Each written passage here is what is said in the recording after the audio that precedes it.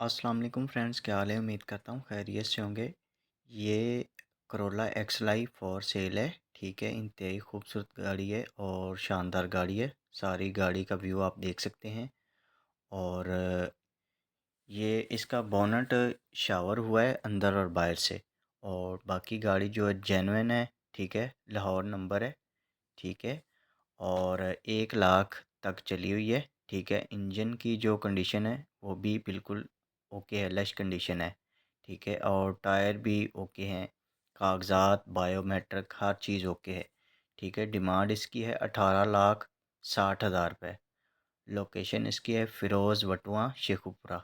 मज़ीद मालूमात के लिए नंबर दे रहा हूँ, आप नंबर पे कांटेक्ट करें और विज़िट करें और उनसे डिस्कस करें। ठीक है, मिलते हैं नेक्स्ट वीडियो में। अपना ख्याल रखना। अस्सलामु अलैकुम वरहमतुल्लाहि वबरकातुहू।